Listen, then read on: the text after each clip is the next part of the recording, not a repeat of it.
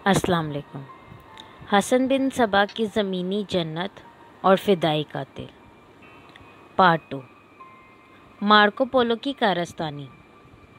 ये कहानी मशहूर करने में सबसे नुमायाँ किरदार मार्को पोलो ने अदा किया। ये वो अतालवी स्याह था जिसका सफ़रनामा दुनिया की मशहूर तरीन किताबों में शुमार किया जाता है। इस किताब में मार्को पोलो ने लिखा है, शेख अल जब्बाल ने दो पहाड़ों के दरमियान वाक़या वादी में एक वसी व अरीज़ और खुशनुमा बाग बनवाया है जिसकी कहीं मिसाल नहीं मिलती। इसमें हर किस्म के फल पाए जाते हैं और तसव्वुर से बाहर हसीन मोहलात और ख़ैमे हैं जिन पर सोने के वर्क चढ़े हैं और इनमें नफीस तस्वीर हैं। इस बाग में छोटी छोटी नदियां हैं जिनमें शराब, दूध, शहद और पानी बहता है और यहाँ दुनिया की हसीन तरीन दोशीज़ाएँ हैं जो हर तरह के साज़ बजाती हैं और वो हसीन नगमे गाती हैं और दिल लुभाने वाले रक़्स करती हैं। मार्को पोलो मज़ीद लिखते हैं कि 12 से 20 बरस उम्र के नौजवानों को नशा पिलाकर इस बाग में लाया जाता है और वो समझते हैं कि वो जन्नत में पहुंच गए हैं। इसके बाद जब उन्हें बेहोश करके इस फिरदौसे बड़ी से निकाला जाता है तो वो अपनी ज़िंदगी की परवाह किए बगैर किसी को भी कत्ल करने के लिए तैयार हो जाते हैं। मार्को पोलो का सफ़रनामा अपने दौर का बेस्ट सेलर साबित हुआ और इसकी वसातत से ये कहानियाँ यूरोप भर में फैल गईं, जो आज तक किसी न किसी शक्ल में पाई जाती हैं। इस दौरान किसी ने ये ना सोचा कि मार्को पोलो जब 1272 में चीन जाते हुए इस इलाके से गुज़रे तब हसन अल सबा को फौत हुए तकरीबन 1.5 सदी और मंगोलों के हाथों किला अल मौत को तबाह हुए 15 बरस गुजर चुके थे। दूसरी तरफ कुछ जदीद मौरखीन ने लिखा और कहा है कि मार्को पोलो चीन तो कुछ तुर्की से आगे तक नहीं गए थे और उन्होंने सारी कहानियाँ इस्तांबुल में बैठकर सियाहों और मलाहों से सुनाकर लिख डाली। लेकिन ये अफसाना मार्को पोलो की इजाद नहीं है। इस ज़माने में हसन अल सबा और किला अल मौत के बारे में तरह तरह की अफवाहें गर्दिश में थीं। उन्होंने कहीं से ऐसी ही उड़ती उड़ाती खबर सुनकर उसे तहरीर कर दिया, जिसके बाद ये कहानी दुनिया भर में वायरल हो गई। हमने हलाकू खान के दरबारी मौरिख अता मलिक जवैनी की तरीक़े जहाँ गशा का जिक्र किया था। जवैनी हसन अल सबा और इस्माइलियों के सख्त दुश्मन थे, इसलिए इनसे तवक्का नहीं की जा सकती कि वो इनसे किसी किस्म की रवायत बरतेंगे। हलाकू खान ने जब 1256 में किला अल मौत फ़तह किया तो जवैनी इनके साथ किले पहुँचे। वो बड़ी तफसील से हसन अल सबा के हालात ज़िंदगी, इनके नज़रियात, अल मौत की तारीख़, वहाँ के हुक्मरानों, अमारात, तर्ज़ तामीर और कुतब खानों का अहवाल बयान करते हैं। लेकिन इनकी किताब में कहीं भी किसी जन्नत या इसके आसार का जिक्र ढूंढने से भी नहीं मिलता। हम इस दौर के एक और मशहूर तारीख़दान रशीदुद्दीन हमदानी का जिक्र कर चुके हैं। इनकी सन 1307 में मुकम्मल होने वाली किताब जामे अल तवारीख़ को इस दौर के ईरानी तारीख़ पर सनद तस्लीम किया जाता है, मगर वो भी हसन अल सबा और किला अल मौत का तफसीली जिक्र करने के बावजूद वहाँ किसी जन्नत के वजूद से वाकिफ़ नहीं है। असल जानिसार शेख अल जब्बाल के बारे में कई और कहानियाँ, रवायात और अफसाने भी गर्दिश में हैं।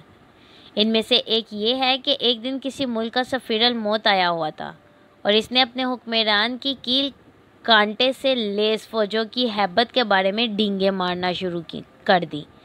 हसन अल सबा ने कहा, ठहरो, मैं तुम्हें दिखाता हूँ कि असल सिपाही क्या होता है।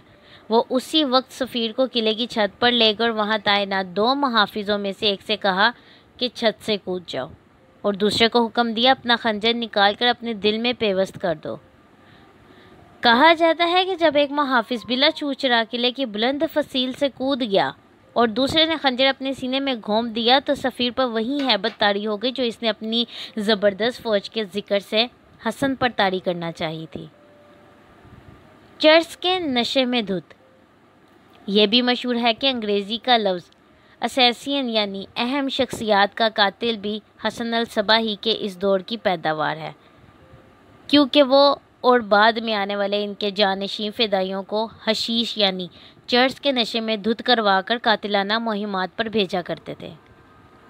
کہا جاتا ہے کہ اس فرقے سے تعلق رکھنے والوں کو حشیش کی نسبت سے حشاشین کہا جاتا تھا، جو مغرب میں پہنچ کر اسیسین بن گئے۔ تاریخ کی کسی کتاب ہم عصر میں اس بات کے شواہد نہیں ملتے کہ حسن الصبا یا ان کے پیروکار کسی قسم کے نشاور ادویات کا استعمال کرتے تھے۔ معروف تاریخ دان برنارڈ لیوس کے مطابق اس دور کے اسماعیلیوں کے لیے لفظ حشاشیہ، حشیش پینے والا کی اصطلاح دراصل اس لیے استعمال ہوتی تھی کہ دوسروں کو ان کے خیالات بہکے لگتے تھے، نہ کہ خود حشیش پینے کے باعث۔ کٹر انصاف پسندی۔ حسن الصبا بےحد ذہین سیاسی رہنما اور منتظم تھے۔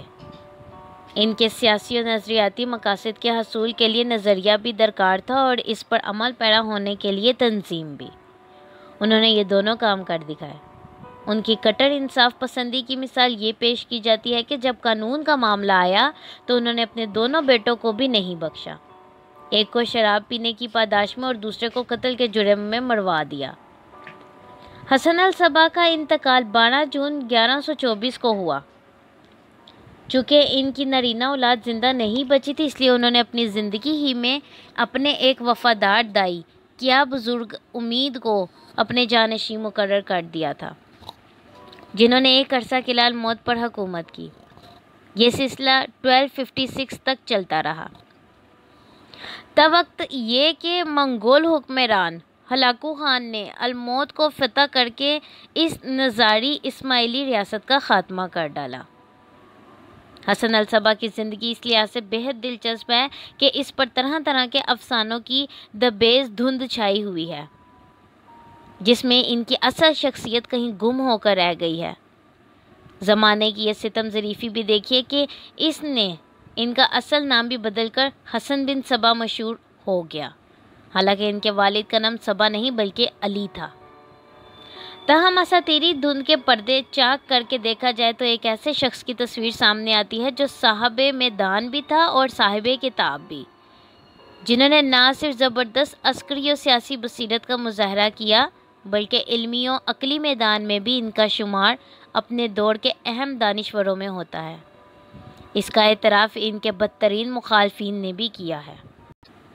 عمر خیام سے مماثلت۔ ہم جماعت والی روایت کو نظر انداز بھی کر دیں تب بھی حسن الصبا اور عمر خیام میں کئی چیزیں مشترک ہیں۔ دونوں ایران میں ایک ہی عشرے میں پیدا ہوئے، انہوں نے لگ بھگ ایک جیسی عمریں بھی پائیں اور دونوں نے کچھ عرصہ اصفہان میں گزارا، اس لیے یہ مزیدار امکان بہرحال موجود ہے کہ دونوں کی ملاقات رہی ہو۔ آخر کو ان کے کئی علمی مشاغل اور دلچسپیاں ایک جیسی تھیں۔ حسن الصبا کی 19ویں صدی میں بنائی گئی ایک تصویر، لیکن ان سے بھی گہری ایک اور مماثلت ہے۔ حسن الصبا جو دینی عالم اور فوجی کمانڈر تھے، رہتی دنیا تک ایک ایسی مصنوعی جنت کے خالق کی حیثیت سے جانے جائیں گے جہاں شراب کی نہریں بہتی تھیں اور شباب ہر سو جلوہ افروز ہوتا تھا۔ دوسری طرف عمر خیام جو دراصل ریاضی دان اور ماہر فلکیات تھے، انہیں شراب و شباب اور باغات سے متعلق ایسی رباعیات کا خالق سمجھا جائے گا جو انہوں نے نہیں لکھی۔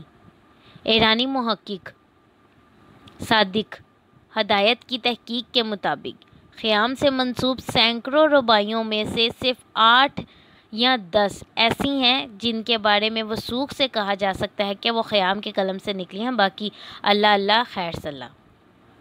اس لیے کہا جا سکتا ہے کہ ان دونوں ہم عصروں کے سر ایک جنت تھوپ دی گئی جس کا ان دونوں سے کچھ لینا دینا ہی نہیں تھا۔ شکریہ۔ اس طرح کی مزید ویڈیوز کے لیے چینل کو لائک اور سبسکرائب کرنا مت بھولیں۔